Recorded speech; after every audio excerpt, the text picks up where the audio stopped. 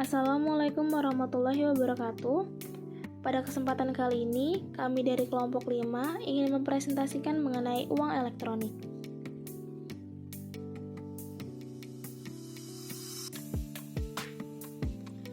Terdapat 4 pokok pembahasan yang akan kita bahas. Yang pertama mengenai pengertian, bentuk-bentuk uang elektronik, cara kerja uang elektronik, serta kekurangan dan kelebihan.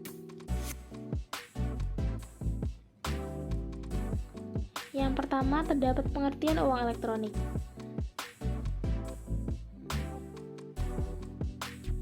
Uang elektronik merupakan alat pembayaran dalam bentuk elektronik di mana nilai uangnya disimpan dalam media elektronik sebagai sarana untuk bertransaksi barang dan jasa melalui elektronik. Secara sederhananya, uang elektronik sebagai alat pembayaran dalam bentuk elektronik yang nilai uangnya disimpan dalam media elektronik. Penggunanya menyetorkan uang kepada penerbit dan disimpan dalam media elektronik dan menggunakannya untuk keperluan bertransaksi. Saat digunakan, nilai uang elektronik yang tersimpan akan berkurang sebesar nilai transaksi. Setelah itu, uang elektronik dapat diisi kembali atau yang disebut top up. Media elektronik untuk menyimpan nilai uang elektronik dapat berupa chip atau server.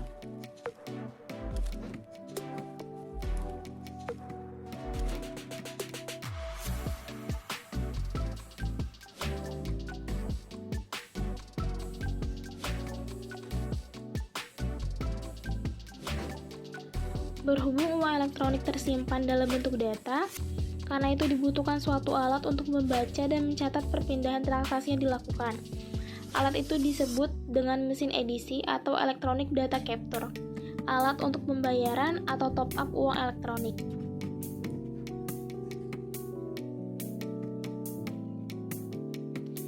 Jadi terdapat 3 kriteria. Yang pertama, diterbitkan atas dasar nilai uang yang disetor terlebih dahulu oleh pemegang kepada penerbit. Yang kedua, uang disimpan secara elektronik dalam suatu media. Yang ketiga, digunakan sebagai alat pembayaran. Pembahasan yang kedua yaitu bentuk-bentuk uang elektronik. Yang pertama ada unregister, merupakan uang elektronik yang data identitas pemegangnya tidak terdaftar dan tidak tercatat pada penerbit. Di Indonesia, uang elektronik unregister bersifat chip atau chip base.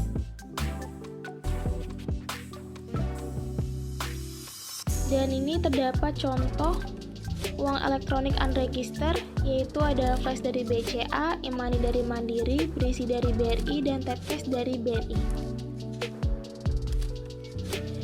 Yang kedua ada register, yaitu uang elektronik yang data identitas pemegangnya terdaftar dan tercatat pada penerbit. Dan di Indonesia, uang elektronik register bersifat berbasis server atau server base. Dan ini terdapat contoh-contoh dari penggunaan register seperti GoPay, Dana, ShopeePay, atau OVO.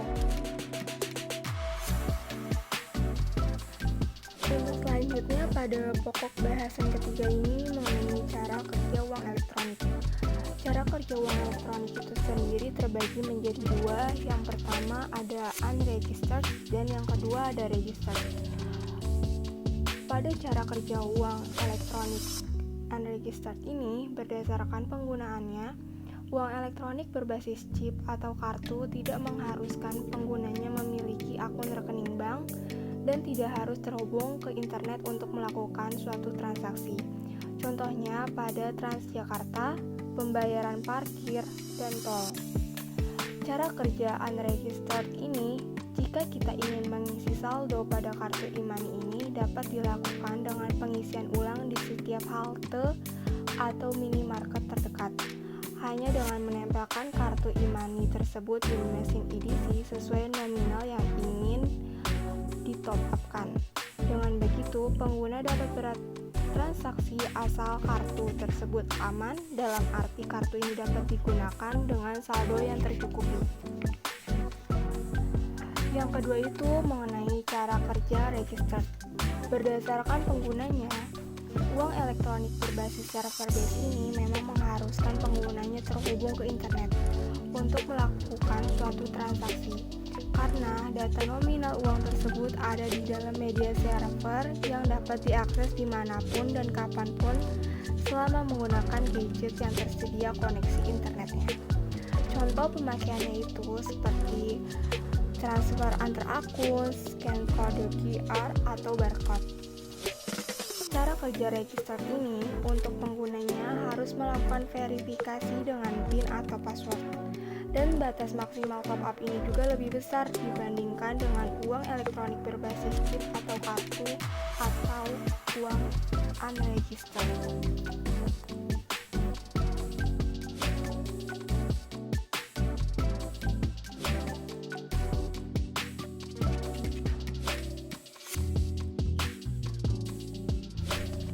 Untuk selanjutnya pada pokok bahasan keempat yaitu mengenai aspek kelebihan dan kekurangan uang elektronik. Terdapat 4 kelebihan uang elektronik ini. Yang pertama, praktis dan nyaman, yang mana dapat memberikan kemudahan dan kecepatan dalam melakukan transaksi pembayaran tanpa perlu membawa uang tunai. Yang kedua, efisiensi waktu. Contohnya, ketika kita melakukan pembayaran tagihan seperti listrik, jadi lebih mudah tanpa harus antri dengan hanya satu kali klik dimanapun dan kapanpun itu. Yang ketiga, tidak perlu menyiapkan uang pecahan atau recehan untuk kembalian dari suatu transaksi. Yang keempat, mendapatkan promo penawaran. Banyak yang menawarkan promo ini di berbagai toko berupa penawaran diskon seperti buy one get one dengan pembayaran menggunakan GoPay, OVO, ShopeePay, dan lain-lain. Juga terdapat 4 kekurangan uang elektronik, yaitu yang pertama, terdapat resiko ketika hilang dan digunakan oleh pihak lain, maka tidak dapat mengajukan klaim saldo. Ini berlaku untuk uang elektronik unregistered berbasis chip atau kartu. Yang kedua, apabila chip tidak terbaca, maka saldo tidak dapat digunakan. Dengan itu, harus ekstra hati-hati dalam merawat kartu tersebut.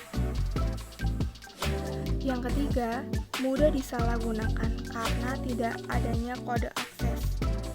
Yang keempat, terdapat batasan jumlah saldo.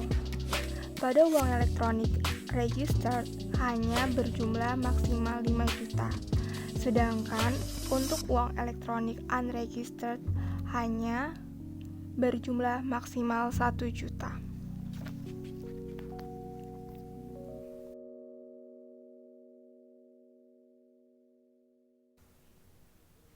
Akhir kata, sekian presentasi dari kelompok kami. Terima kasih atas perhatiannya.